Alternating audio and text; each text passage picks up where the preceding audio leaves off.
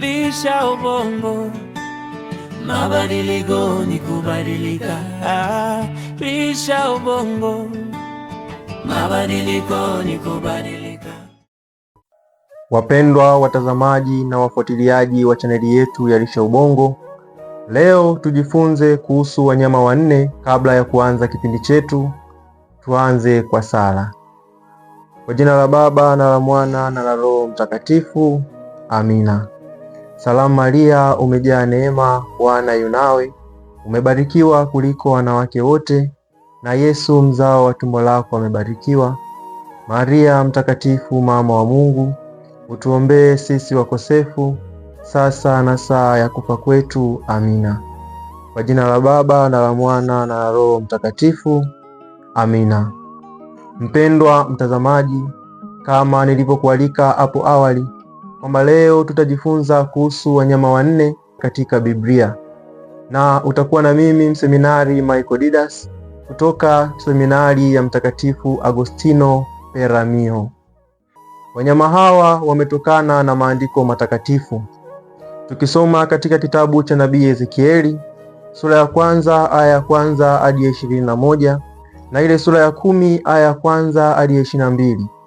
Pia katika kitabu cha nabii Danieli sura ya 7 aya ya kwanza hadi ya 8 na kitabu cha Ufunuo sura ya 4 aya ya 5 hadi ya 11. Tukianza na Injili ya Mathayo. Injili hii ina sura ya mtu au malaika. Inazungumzia ukoo wa Yesu Kristo, mwana wa Daudi, mwana wa Ibrahimu, jinsi alivyopata mwili na kuzaliwa. Injili ya Mathayo sura ya kwanza aya ya kwanza na sura ya kwanza aya ya 18. Hii inaonyesha upole na unyenyekevu wa Yesu. Injili ya Marko. Injili hii ina sura ya simba, kama asemavyo nabii Isaya, sauti ya mtu aliaye nyikani, itengenezeni njia ya Bwana, yanyosheni mapito yake. Kitabu cha nabii Isaya sura ya 40 aya ya 3. Ni ishara ya ngurumo, nguvu, uwezo, unabii, mamlaka, ufalme na mwana wa Mungu. Simba ni mnyama mwenye mamlaka akaaye nyikani. Injili ya Luka. Injili hii ina sura ya fahari au maksai kwa ajili ya kutolea sadaka. Fahari walikuwa wakitolewa sadaka katika matukio makubwa. Mfano, walipoleta sanduku la agano, fahari walichinjwa kila baada ya hatua 6. Kitabu cha pili cha Samueli sura ya 6 aya ya 13. Zakaria alipashwa habari za Yohani Mbatizaji akiwa anatolea sadaka madhabahuni. Injili ya Luka sura ya kwanza aya ya 8 hadi ya 20. Hata mwana mpotevu aliporudi kwa baba yake, ilitolewa karamu ya fahari na vinono. Injili ya Luka sura ya 15 aya ya 24. Hii ni ishara kuwa Injili ya Luka ni upatanisho kwa njia ya sadaka ya Kristo. Injili ya Yohani. Injili ya Yohani inawakilishwa na tai. Tai ni ndege mwenye uwezo wa kuruka juu sana na kuona mbali. Injili hii inaanza kwa kuzungumzia mambo ya juu sana, yaani mbinguni. Hapo mwanzo kulikuwako neno. Yohane sura ya kwanza aya ya kwanza hadi ya 3. Naye neno akafanyika mwili akakaa kwetu.